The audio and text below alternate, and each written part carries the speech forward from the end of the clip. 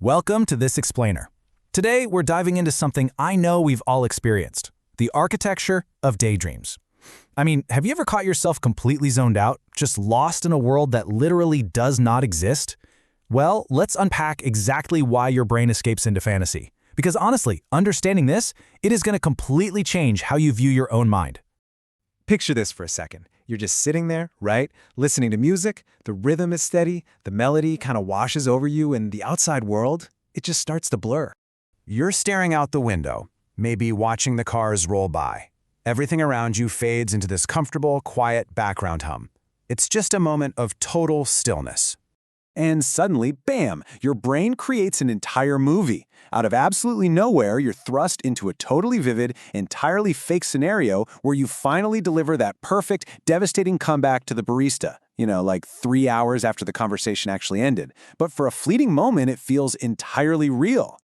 So, the big question here is, why does your brain keep creating these fake scenarios? And why is it so incredibly hard to stop once that mental movie starts rolling? It feels like an automatic reflex, right? Well, the answer we're unpacking in this explainer is actually way deeper than just some random mental misfires.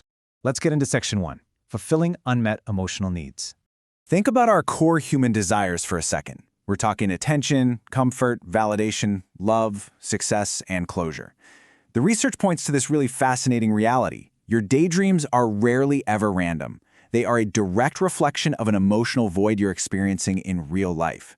Your imagination basically acts as a safe haven where you can finally, grant yourself the closure or the validation that you've been denied in reality.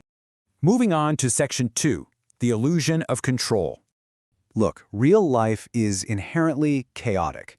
People are going to disappoint you, conversations stumble, and you mostly lack control over how things play out. But inside your head, you are the ultimate director. You script the perfect dialogue, you dictate everyone's reactions, and you eliminate all risk of being misunderstood. When your actual life feels emotionally chaotic or empty, having this total, absolute control, well, it becomes profoundly comforting. And we absolutely can't ignore the ultimate catalyst here, which is music. Music acts as the literal soundtrack for unexpressed emotions. A single song can shift your mental state in seconds, basically prompting your brain to build an elaborate narrative around that specific feeling. You aren't just listening to a tune, you're using the rhythm to process these heavy, complex emotions that you can't quite articulate in the physical world. But there is a flip side. Section 3, when fantasy becomes avoidance. There is a very specific tipping point where a harmless habit turns kind of destructive. It usually begins innocently enough, just taking a quick mental break from reality. But soon, it morphs into imagining tough conversations instead of actually having them. You endlessly rehearse a confrontation with your boss, for example, but you never actually speak up. And eventually, imagination replaces action entirely. You stop chasing real relationships or career goals because simply dreaming about them provides the exact same dopamine hit without any of the actual effort. Because at the end of the day, fantasy is just easier than reality. Reality demands friction. It involves genuine risk, failure, and let's face it, rejection. In your head, you have a 100% success rate. The tragic irony here is that as your brain becomes addicted to this friction-free imagined comfort, actual reality becomes increasingly intimidated. So how do we fix it? Section 4, returning to reality. First things first, let's fundamentally reframe this whole concept. Escaping into fake scenarios does not mean you're broken.